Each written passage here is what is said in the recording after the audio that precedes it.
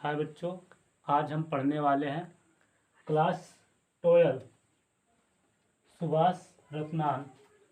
Class 12 का सुभाष रत्नान नामक जो पाठ है उसका श्लोक नंबर 1, श्लोक नंबर 2 और श्लोक नंबर 3 और श्लोक नंबर 4।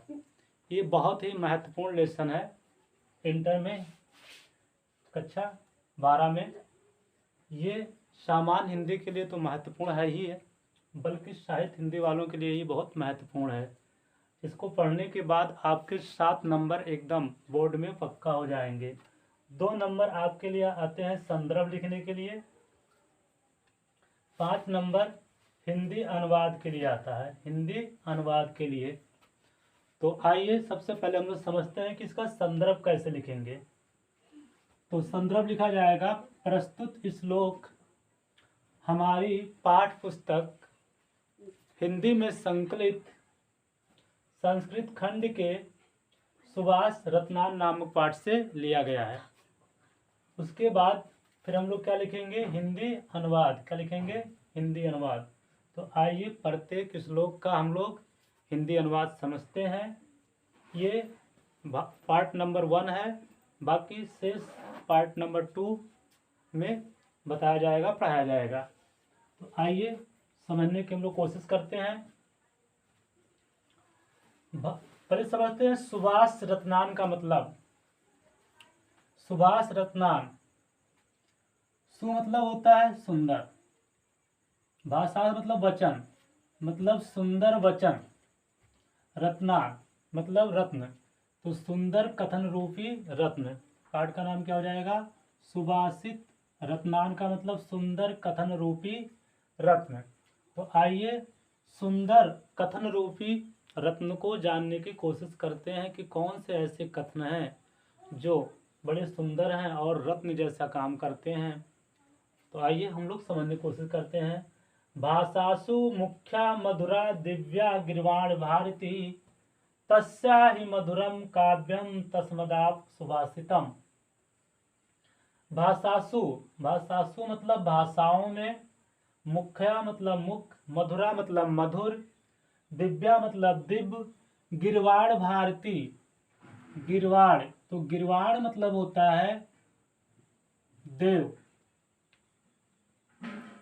और भारती मतलब होता है वाणी, मतलब देववाणी। देववाणी मतलब देवताओं की वाणी। तो देवताओं की वाणी क्या थी, संस्कृत। क्या थी, संस्कृत। तो भाषासु मतलब भाषाओं में, मुख्या मतलब मुख्य, मधुरा मतलब मधुर, दिव्या मतलब दिव्य, गिरवाण मतलब देव और भारती मतलब वाणी। तो भाषाओं में मुख्य, मधुर, दिव्य, देववाणी अर्थात संस्कृत है। ये श्लोक ये बता रहा है कि अगर भाषाओं में कोई मुख्य, मधुर और दिव्य कौन सी भाषा होती है, देववाणी अर्थात संस्कृत होती है। तो भाषाओं में मुख्य, मधुर, दिव्य, देववाणी मतलब गिरवाण भारती मतलब देववाणी अर्थात संस्कृत होता है। तस्या ही मधुरम काव्यम तस्मदाप सुभाषितम। तस्या मतलब उससे भी, मधुरम मतलब मधुर, काव्यम मतलब काव्य, उससे भी मधुर उसका क्या होता है, काव्य होता है। तस्या ही मधुरम काव्यम, उससे मधुर क्या होता है, काव्य होता है। तस्मदाप सुभाषितम, तस्मदाप तस मतलब उससे, अब मतलब भी, उससे भी अच्छा क्या होता है, सुभाषितम। सुभाषितम मतलब सुंदर वचन, सुभाषितम मतलब सुंदर वचन। उससे मधुर काव्य होता है और उससे भी मधुर क्या होता है, सुंदर वचन होते हैं। तो आपको क्या लिखना पड़ेगा, हिंदी अनुवाद। भाषाओं में मुख्य, मधुर, दिव्य, गिरवार भारती अर्थात संस्कृत होता है। तस्या ही मधुरम काव्यम, उससे ही मधुर काव्य होता है। तस्मदाप उससे भी मधुर, सुभाषितम सुंदर वचन होते हैं। अब आइए हम लोग श्लोक नंबर 2 जानने की कोशिश करते हैं कि इस श्लोक का क्या मतलब है। सुखार्थिना कुतो विद्या कुतो विद्यार्थिना सुखा, सुखार्थिना कुतो विद्या कुतो विद्यार्थिना सुखम, सुखार्थी व तजत विद्याम विद्यार्थी व तजत सुखम। ये श्लोक विद्यार्थियों के लिए लागू है मुख्यतः। सुख सुखार्थिना मतलब सुखा मतलब सुख, अर्थिना मतलब चाहने वाले को, सुख चाहने वालों को कुतोमिस कहाँ, कुतोमिस कहाँ, विद्या मतलब विद्या है, सुख को चाहने वालों को विद्या कहाँ है, अर्थात जो स्टूडेंट्स विद्यार्थी सुख चाहता है तो उसके पास विद्या नहीं होती है। मतलब जो विद्या से दूर जाना चाहता है, पढ़ना नहीं चाहता, सोचे कि मुझे सारा ज्ञान मिल जाए, क्या उसे मिल सकता है? तो वही बोला जा रहा है, सुखार्थिना कुतो विद्या, सुख को चाहने वाले के पास विद्या कहाँ, कुतो कुतो मिश कहाँ, विद्यार्थिना मतलब विद्या चाहने वालों को, सुखम मतलब सुख, विद्या चाहने वालों को सुख कहाँ।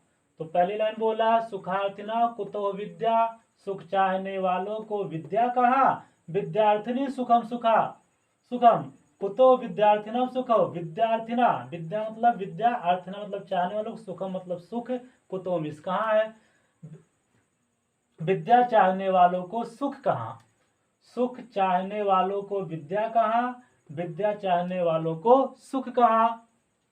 सुखार्थी व तजेत विद्याम विद्यार्थी व तजेत सुखम, सुख आर्थी, सुखार्थी मतलब सुख, आर्थी मतलब चाहने वाला, सुख चाहने वाले को तजेत विद्या, विद्या तजेत मतलब त्याग देना चाहिए, विद्या मतलब विद्या, सुख चाहने वालों को विद्या त्याग देनी चाहिए, विद्यार्थी व तजत सुखम, और विद्या चाहने वालों को सुख त्याग देना चाहिए।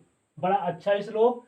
सुखार्थिना कुतो विद्या, सुखार्थना सुख मतलब सुख, अर्थना मतलब चाहने वालों को, कुतो मतलब कहाँ, विद्या मतलब विद्या, सुख चाहने वालों को विद्या कहाँ, कुतो विद्यार्थिना सुखा, और विद्यार्थिना विद्या चाहने वालों को सुख कहाँ, सुखार्थी व तजत विद्या, सुख चाहने वालों को, सुखार्थी व तजत विद्या, सुख चाहने वालों को विद्या त्याग देनी चाहिए, विद्यार्थी व तजत सुखम, विद्या चाहने वाले को सुख त्याग देना चाहिए। आइए जो नंबर 3 हम लोग समझते हैं। जल बिंदु नैतेन क्रमशः पूरते घटा, सा हेतु सर्व विद्यानाम धर्मश्चा धनश्चा। जल बिंदु, जल बिंदु मतलब जल की बिंदुओं से या जल के एक एक बूंद से, न्यात्यान,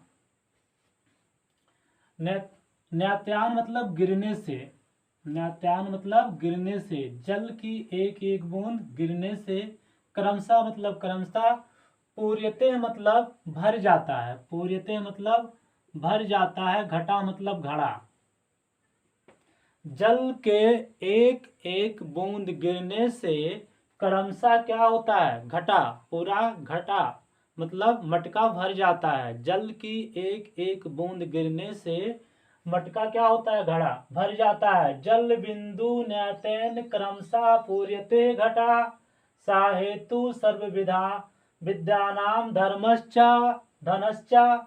जल की बिंदु से, जल के एक एक बूंद से गिरने से, न्यातेन गिरने से, क्रमशः पूर्यते घटा, पूर्यते मतलब भर जाता है, घटा मतलब घड़ा, जल की एक एक बूंद गिरने से क्रमशः क्या होता है, घड़ा भर जाता है। सा हेतु इसी कारण, सर्व विद्यानाम धर्मश्चा धनश्चा, और यही कारण या ऐसा ही बात किस पर लागू होता है, सर्व विद्यानाम सभी प्रकार की विद्याओं पर, धर्मश्चा धर्मों को, धनश्चा और धन को, मतलब इसी प्रकार सभी प्रकार की विद्या भी धीरे धीरे मिलती है, धर्म भी धीरे धीरे सबके पास आता है, धन भी सबके पास धीरे धीरे आता है। मतलब एक साथ हम धन, धर्म और सभी विद्या को तुरंत नहीं पा सकते हैं, ये धीरे धीरे आपके पास आएगा। कौन सा चीज, सभी प्रकार की विद्या, धर्म और धन। तो जल के एक एक बूंद गिरने से या धीरे धीरे गिरने से क्या होता है, मटका भर जाता है, घड़ा भर जाता है। उसी प्रकार सभी प्रकार की विद्या, धर्म और धन भी धीरे धीरे सभी के पास आता है। यही बात रहीमदास जी ने भी तो कहा है, धीरे धीरे रे मना धीरे सब कुछ होए, माली सींचे 100 घड़ा रितावे फल होए। रहीमदास जी ने भी कहा है कि धीरे धीरे रे मना धीरे सब कुछ होए, मतलब सब कुछ धीरे धीरे होता है।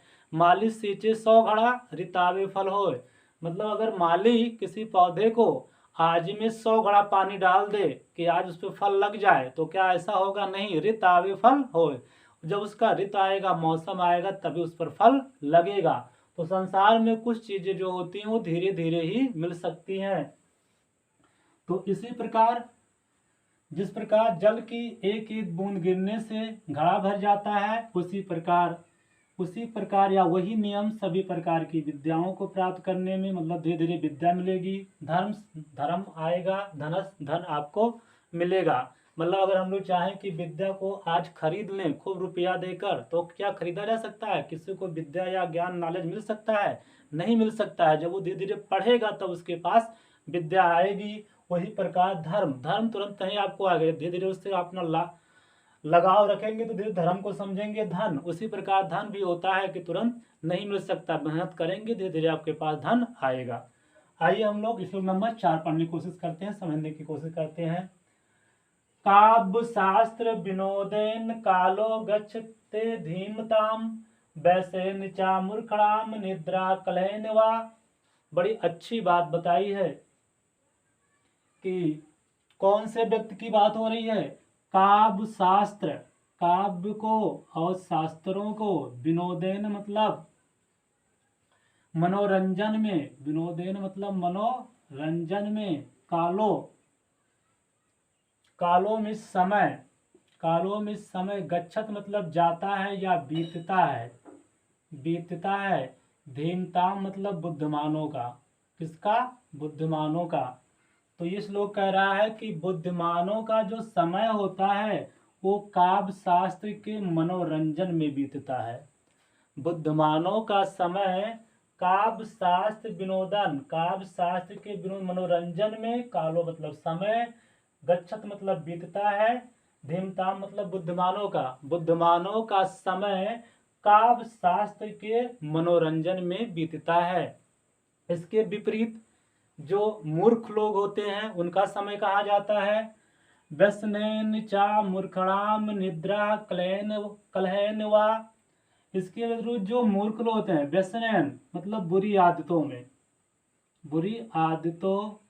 में, चा मतलब और, मूर्खणाम मतलब मूर्खों का, निद्रा मतलब सोने में, कलहन मतलब झगड़ा बवाल करने में। इसके विपरीत किसका समय? मूर्खों का समय बुरी आदतों में और सोने में या कलहन किस अन्य प्रकार की झगड़ा करने में बीतता है। तो बड़ी अच्छी बात बताई गई यहाँ पर कि जो बुद्धिमान होते हैं, धीमता बुद्धिमानों का समय कहा जाता है काव्य शास्त्रों के मनोरंजन में बीतता है, और इसके विपरीत जो मूर्ख लोगों का समय होता है वो व्यसनैन में बीतता है, सोने में बीतता है और कलहन झगड़ा बवालों में बीतता है। तो उम्मीद है कि ये श्लोक का अर्थ आपको समझ में आ गया होगा। पार्ट 2 अगली वीडियो में आपके लिए भेजा जाएगा। Thank you for watching the video.